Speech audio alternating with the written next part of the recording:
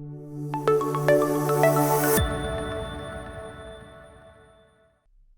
everyone, it's Emily Hemingway with TechSTL. We're the Tech Council here in St. Louis, and on this show, I have the pleasure of interviewing some of the top CEOs, executive directors, and overall disruptors of innovation, all based here in the Gateway City. Now today, we have our first female finally on the show. I'm super excited because she is also a huge advocate in growing women's careers in St. Louis. So I want to welcome Amy Kohl from AK Operations. How's it going, Amy? I'm good. Emily, thank you. Thanks for having me. Well, so you guys, I got to start with some big accolades. You guys were recently listed in Inc. magazine as number 28 fastest growing companies here in the Midwest. Talk to us a little bit about what that looks like, and congratulations. Well, thank you. It looks like a lot of work. It was a lot of hard work. It is really nice to get recognized for doing good work for like the last 4.5 years and growing a really impressive team. And I have had a very different approach in how I'm growing my company, and it was really nice to be recognized like that. So thank you. You should be. Well, I mean, growth is easy to celebrate, right? Yeah. But behind all the growth is all these growing pains that nobody really likes to talk about, that I'm super vulnerable about. And honestly, I said this in our release quite a bit, but it's not because of me. It's because of the team that came behind me and made us like way better than it was just originally my idea. So honestly, it was a huge team victory, and we're still on a high because of it. Well, you should be. And it takes a great leader to grow a great team. So good job. Thanks. Well, so talk to us a little bit more about AK Operations. What is it that you guys do there that's created all this growth opportunity? Yeah, so originally ACAPS was designed to enable really lean sales teams and founder-led sales teams to stay leaner longer. And between COVID and our current economic downturn in the macroeconomy, actually been a very, very applicable scope still 4.5 years later. So our whole mission is to support sales teams with automation, rep enablement, and a lot of very strong database go-to-market strategies that ultimately build pipelines for the reps that we support. So luckily, everybody's going to always need revenue and want efficient ways to grow it, and our program does just that. Well, so obviously you guys are experts in sales, right? That's what you do. But how have you been able to grow so quickly? Good question. Thankfully, early on, Christy Jones, another really sharp woman from St. Louis, said to me, stop stressing about getting enough clients and making sure you're going to make it. Just do good work and find good people to do it with. And honestly, that was my foundational mission. My nerves and my imposter syndrome settled when I started to like really lead my own work that way.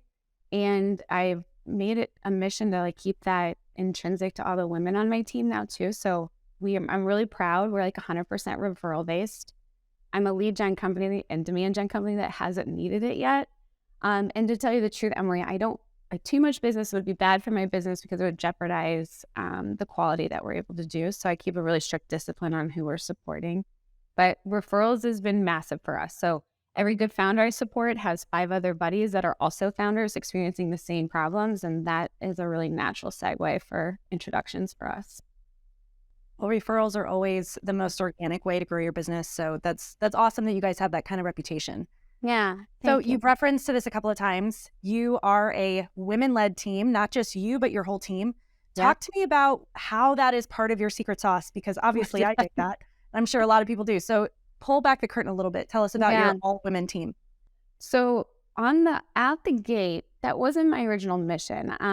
I originally was just looking for the initial couple hires to join me. And at that time, we were very small. So we spent a lot of time together. We were traveling together. So it was really important for me to feel comfortable. So the first 2 hires were women that I knew exist from other partnerships or other parts of my life and my career. And then the third one, and then the fourth one, that all just started to organically happen. And after the 6th hire, I started to realize like, oh my gosh, I need to really start diversifying my team. So I have a very like pragmatic way of looking for people to join our team. And we use DISC assessments and motivators, a lot of good like data points to evaluate who's a good fit for our crew. And I have interviewed a lot of men in the past, but when it comes down to like literally the drivers that it takes to do this job, the front runners always end up being the women so far. So now it has turned into a thing, and we've have lots of young women here that are starting their families. And looking back at my life as a working mom, I had 3 kids, and I was working downtown for Top Ops, driving back and forth every day, like pumping in the server room. I always joke with Jim Emberlin, like, that was terrible. But we're at this point, I wanted them to understand that they didn't have to like devour their days at work to be balanced moms too, and do great jobs with their clients, and then be able to sign off and be excellent moms too at the end of the day. So it has now evolved into the culture of our team, and my mission really is the people that can juggle the most and be the most strategic about how they approach their day is a working mom and working women. And I'm really proud to like let them have the benefits that I've tried to create for myself too. And that's why I want to keep a really lean team. And everybody here in St. Louis is naturally really important to me too, because they're all an arm's length from my own network, to tell you the truth. Well, that's awesome. And it's funny because I think women often get a bad rap in not being great at sales. When we are actually incredible at it, when we have the right support system and the right tools to really lean into it. So I'm glad that you were able to really laser focus on that and support that with your team. Yeah, I've always been a firm believer that if you're really solving a problem that exists, sales is not that hard. It's a matter of working the right relationships, nurturing them, being able to juggle and be relevant and current at all times whenever you're chatting with your prospects. Think about like how that translates to a mom's life too. It's quite similar. I think it makes a big impact too, because we're supporting so many male-dominated teams in the whole industry, in fact. So when my teammates show up for their meetings, and we're running sales meetings with some of the most high-pressure people at some of these organizations and startups, I mean, we have to hold our own. We have to be bold, kind of bossy. We have to like exert ourselves because we know what's best, and we see this happen time and time again. And it's received very well because of what we do is so disciplined on metrics and numbers and like really what's working. And then we typically always become the wing woman to the sales leader, and honestly, they're their best asset. So it's nice to have a wing woman like that, really, to every really strong sales leader, male or female. Yeah. Well, and regardless of being an all-female team, you guys are clearly serious experts in this space. Yeah. Sales is not easy, and you guys tend to work in your own flavor. It seems like you focus a lot more on quality over quantity. You focus on client depth and impact. So talk to us a little bit more about your ideology and methodology between or around how you guys navigate the sales process. Okay, that's a big differentiator from us compared to most of the other like lead gen agencies and marketing groups all over the country that I go up against when we're presenting. And also a contributor to our growth, like making that ranking on the 28th fastest growing companies in the Midwest.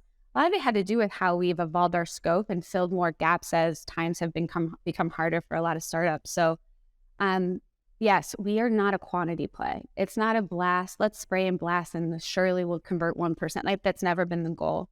The goal was to really launch slow, do some very, very disciplined strategies out the gate on how we go to market, learn what's working, pivot, very small pivots over a course of period of time is your playbook. And then once we find the playbook of strong conversion rates, Emily, we double down and we stay put. And honestly, like, you end up driving most of the pipeline with like the middle of the fairway of what we need to do, instead of casting the super wide net and becoming irrelevant, almost reckless with your campaign. And unfortunately, that's often why it becomes other players in the space have made lead gen such a dirty word, and it's really a very strong and powerful campaign tool if it's applied appropriately. And then we fill in gaps for SDRs. So if a founder has to work the whole pipeline and we book him 35 meetings a month, it's a lot for him to follow up on. So I've added a team of 2 women that have joined the team that have also filled the gap from a sales enablement perspective too. So we're really, we've been able to grow on our own revenues. We've been able to stay very agile. and add to our scope and my team as the needs present themselves.